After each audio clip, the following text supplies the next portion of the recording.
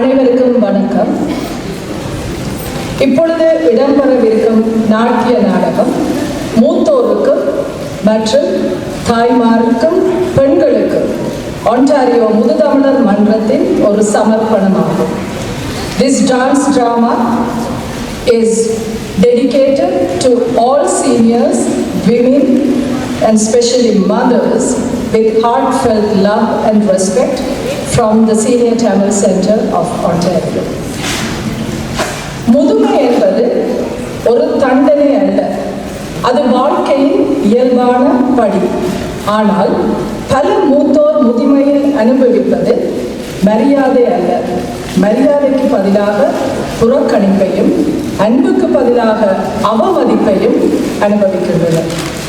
இளமையில் தாய், மனைவி, தியாகி என்று வாழ்ந்தவர், கணவன், தந்தை, வீட்டின் தலைவன் என்றெல்லாம் அழைக்கப்பட்டவர் என்று முதுமையில் பயனற்றவர் என்று சொல்லப்படுகின்றார். புறக்கணிப்பு, அவமதிப்பு என்பவையும் வன்முறையே. சில சமயம் வார்த்தைகள் கத்தியை விட கூர்மையானவை. அவர்களின் உடலில் பட்ட காயங்கள் வெளியே தெரியும். ஆனால் மன அழுத்தம், புறக்கணிப்பு, அவமதிப்புகள் என உள்ளத்தில் படும் காயங்களோ மாறாத ரணங்களே. மூத்தோரை பெண்கள் ஆண்களை விட அதிக அளவில் துஷ்பிரயோகத்திற்கு ஆளாகிறார்கள் என்பதை ஆராய்ச்சிகளும் சமூக அனுபவங்களும் சொல்கின்றன. இதற்கு காரணம் பல சமூக பண்பாட்டு பொருளாதார காரணிகள் ஆகும். அவள் சொன்ன வார்த்தைகள் யாரும் கேட்கவில்லை. அவள் அன்பு கவனிக்கப்படவில்லை. அந்த பெண்களின் கண்ணீர் துளிகள் அவதானிக்கப்படவில்லை. அவர்களை புறக்கணிப்பது நம் வேர்களை அறுப்பதை போல்.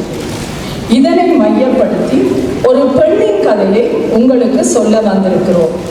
இந்த நாட்டிய நாடகம் ஒரு பெண்ணின் வாழ்க்கை பயணத்தை வெளிப்படுத்துகிறது. நாம் பார்க்க மறுக்கும் நிஜங்களின் பிரதிபலிப்பில் ஒரு பகுதியான பெண்ணின் போராட்டங்களை அவளது வாழ்வின் பல்வேறு நிலைகளை காட்சிப்படுத்தி காட்டப் போகின்றோம். இவை அனைத்தும் நம் கண்முன்னே ஒரு கலை வடிவமாக விரிய போகின்றது. இந்த போராட்டம் வெறுமனே அவளுடையது மட்டுமல்ல, இது நம் சமூகத்தின் பிரதிபலிப்பு. இந்த நிகழ்ச்சியின் மூலம் ஒரு பெண்ணின் வலியை புரிந்து கொள்வோம், அவளது வலிமையை புரிந்து கொள்வோம். இந்த மேடையில் முதியோர் துஷ்பிரயோகத்தின் வலி, குறிப்பாக பெண்களின் போராட்டம் நடனத்தின் மொழியில் கலையாக பேசப்படும். இந்த நாட்டிய நாடகம் ஒரு கலை நிகழ்ச்சி மட்டுமல்ல, ஒரு விழிப்புணர்வுக்கான அழைப்பாகும்.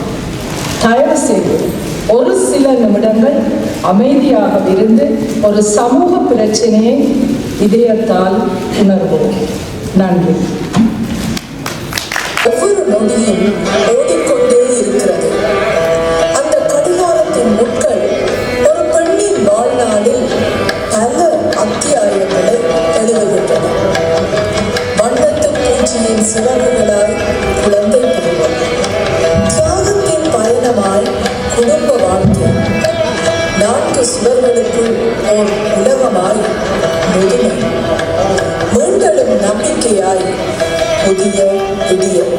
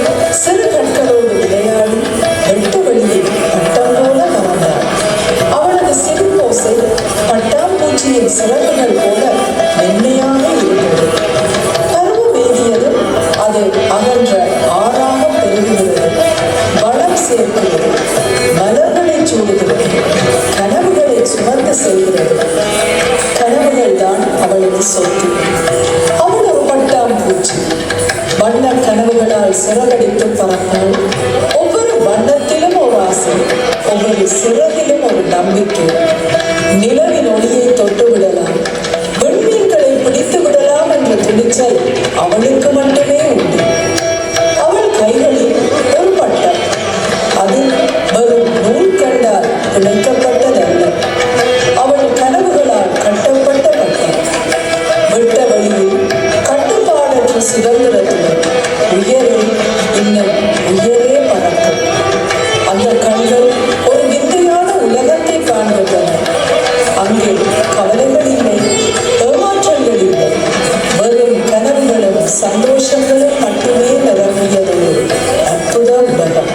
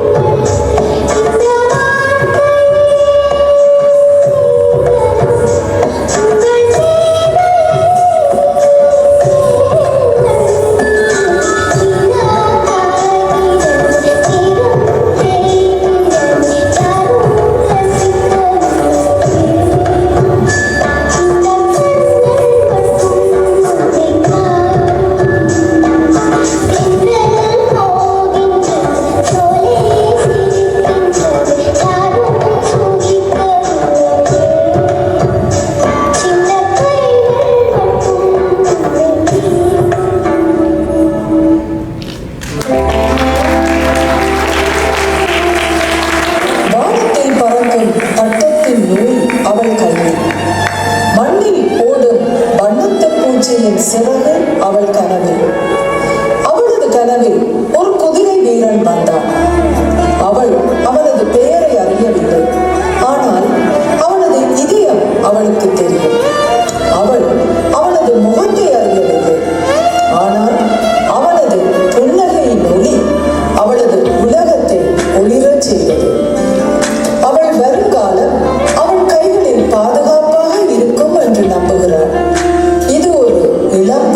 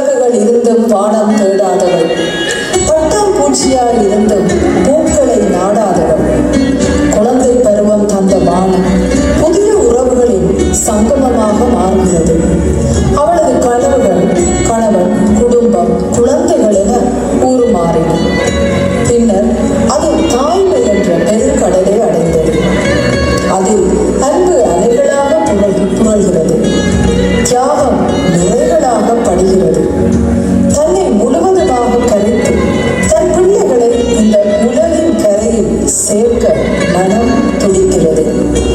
அவள் தன் வாழ்நாளை ஒரு வீட்டை உருவாக்குவதற்கும் தன் பிள்ளைகளின் எதிர்காலத்திற்குமாய் உழைப்பதற்கு செலவிட்டாள்.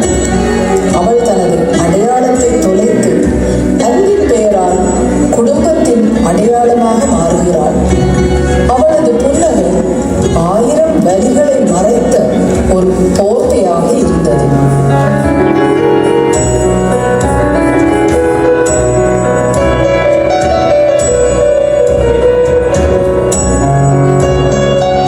கனவுகளின் வண்ணங்கள் மறைந்து கடமைகளின் நிழலில் அவள் வாழ்கிறாள். தோள் மீது சுமந்த சுமை அவளுக்கு பாரமாய் தெரியவில்லை. அன்பின் சுமையாக அது அவளுக்கு தெரிகிறது. அவளின் சிரிப்பு அவளது துன்பங்களை மறைக்கும் முகமூடியாக மாறுகிறது. அவளின் கண்ணீர் யாரும் பார்க்காத இரவுகளில் மௌனமாக திரைக்கு பின்னால் வழிகிறது. உடல் நல குறைவும் மனச்சோர்வும் சூழ்ந்து கொள்ளும் போது அவள் சிரித்துக் கொண்டே இருக்கிறாள். ஏனெனில் அவள் குடும்பத்தின் நம்பிக்கையாக இருக்கிறாள். பிள்ளைகள் கரை சேர்ந்தது ஆரவாரமாக இருந்த நதி மீண்டும் அமைதியாகி விடுகிறது. துணையாக இருந்த மீன்கள், பறவைகள் யாவும் கரை ஒதுங்கி விடுகின்றன. ஒற்றை ஓடியாய் பிறந்தவள், தாய்மை என்ற பெருங்கடலை தொட்டவள் இறுதியில் அதே கடலில் தனிமையாக நின்று விடுகிறாள்.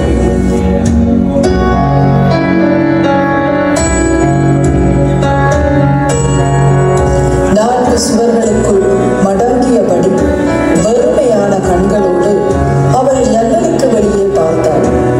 அவள் இழந்தது அன்பையும் அரவணைப்பையும் மரியாதையும் தான்.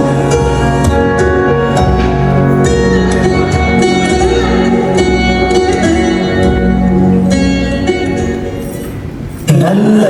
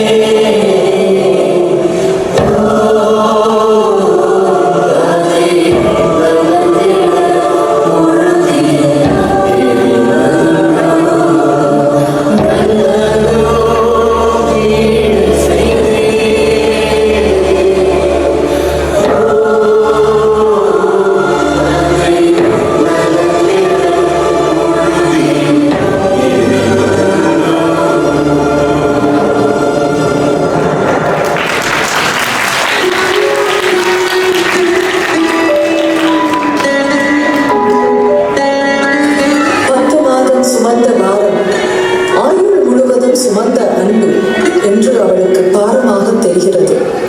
அவள் இழந்தது சொத்துக்களை அல்ல, அன்பை, அரவணைப்பை, அந்த பரிவைத்தான். அவள் சிரிப்பதில்லை.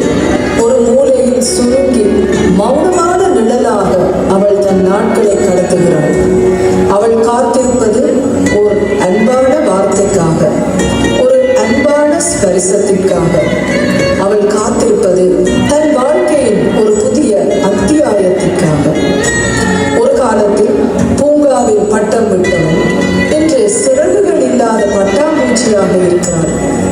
அவள் என்றும் வாழ்ந்து கொண்டிருக்கிறாள். ஆனால் அவளுடைய உலகம் ஒரு 4 சுவர்களுக்குள் மட்டுமே இருக்கிறது.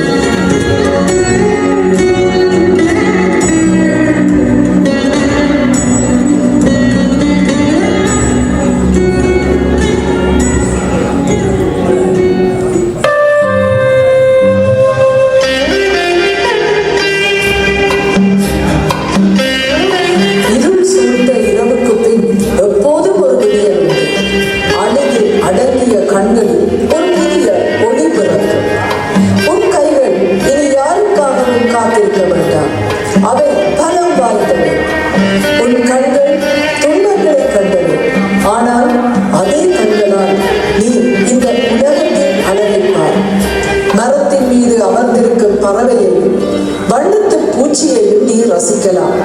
வாழ்க்கை இன்னும் முடியவில்லை. அது ஒரு புதிய அத்தியாயத்தை தொடங்குகிறது. உனக்காகவே, உன்னுடைய கனவுகளுக்காகவே நீ வாழும் ஒரு புதிய அத்தியாயம்.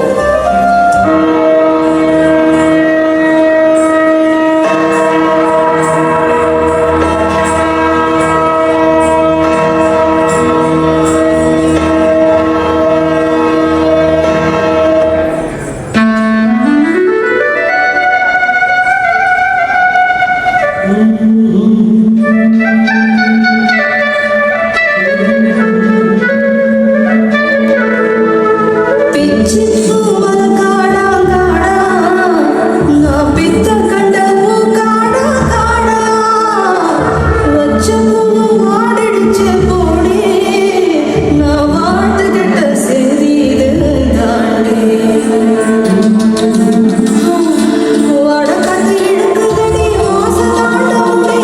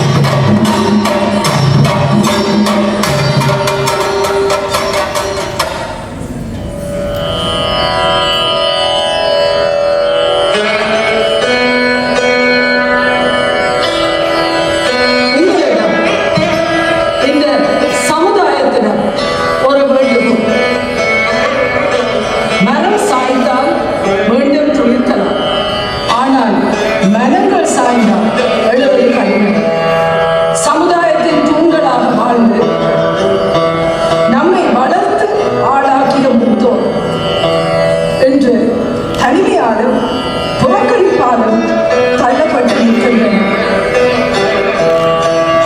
வீட்டின் மூலையில் ஒரு மௌனமான நிழலாக அவர்கள் வாழ்ந்து கொண்டிருக்கிறார்கள். இது வெறும் ஒரு சில வீடுகளின் பிரச்சனை அல்ல, பெண்களுக்கான பிரச்சனை மட்டுமல்ல, ஆண்களும் இங்கு பாதிப்புக்குள்ளாகி இருக்கிறார்கள். தனிமை, தவிப்பு எல்லோருக்கும் பொருந்தும். இது நம் சமூகத்தின் பிரச்சனை. நம் கலாச்சாரத்தின் அடையாளமாக இருந்த கூட்டு குடும்பங்கள் இன்று தனித்தனி தீவுகளாக மாறியுள்ளன. இதன் விளைவு மூத்தோர் முதுமையில் சந்திக்கும் தனிமையும் துன்பங்களும். நாம் அனைவரும் புரிந்து கொள்ள வேண்டியது ஒன்றுதான். ஒரு காலத்தில் நமக்கு தஞ்சம் கொடுத்த கைகள் என்று நம் ஆதரவுக்காக காத்து நிற்கின்றன. நமக்கு வாழ்வு கொடுத்த இதயங்கள் என்று அன்பிற்காக ஏங்குகின்றன. முதியோர் கொடுமை, எல்டர் அபியூஸ் என்பது வெறும் உடல் ரீதியான தாக்குதல் மட்டுமல்ல, அது உணர்வுகளை சிதைக்கும் கொடுமை. துயரத்தின் பாதையில் நடந்த காலடி சுவடுகள் கண்மூடி திறக்கும் முன் கனவாக மறையட்டும். வாழ்க்கை உங்களை சோதித்திருக்கலாம், வடுக்களை நெஞ்சில் பதித்திருக்கலாம். நீங்கள் இழந்ததெல்லாம் இழந்தவை அல்ல. ஒவ்வொரு காயமும் ஒரு பாடத்தை கற்பிக்கின்றது. எந்த சுவரும் உங்களை நிறுத்த முடியாது. உங்கள் கைகளில் அடங்காத சக்தி இருக்கிறது. உங்கள் பேச்சில் ஆற்றல் நிறைந்திருக்கிறது. தலை நிமிர்ந்து நில்லுங்கள். வாழ்க்கை இன்னும் முற்று பெறவில்லை. புதிய அத்தியாயங்கள் உங்களுக்காக காத்திருக்கின்றன. நீங்கள் தனிமையானவர்கள் அல்ல. உங்கள் பயணத்தில் என்றென்றும் நாங்கள் துணை நிற்போம். உங்கள் வாழ்வில் வசந்தம் மலரட்டும். மூத்தோர் நம்பே வேரை காப்போம்.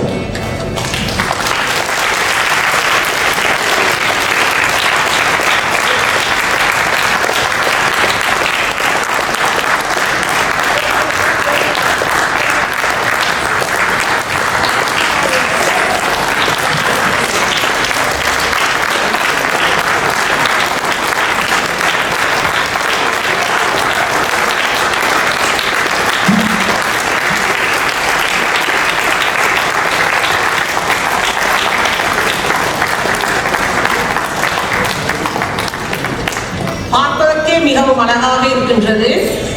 உண்மையில் உங்களுக்கு இதற்கு முதல் அந்த நாடகம் ஒரு மனதை நெருடியது என்று சொன்னால், இந்த நாட்டிய நாடகம் விழித்தது. அல்லாஹ் எனக்கு சரியாகப்பட்டது, விழித்தது. அந்த ஒரு வார்த்தையை தான் நான் இதில் பயன்படுத்துகிறேன். இதுவரை நேரமும் நாங்கள் கண்டு கழித்த இந்த நாட்டிய நாடகம் யதார்த்த உலகின் பிரதிபலிப்பாகும். நிஜங்களை கண்முன்னே கொண்டு வந்த நடன சிகாமணிகளுக்கு என்னுடைய நன்றிகளும் பாராட்டுகள்.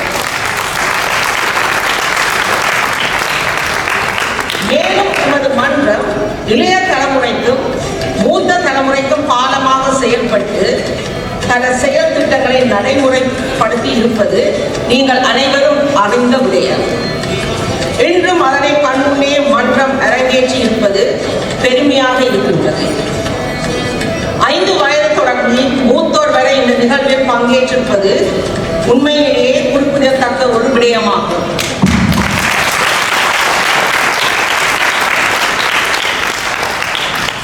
மன்றம் மேலும் இவ்வாறான புதிய முயற்சிகளில் ஈடுபட வேண்டும் என்று இந்த தருணத்தில் தாழ்மையாக கேட்டுக்கொள்கின்றேன்.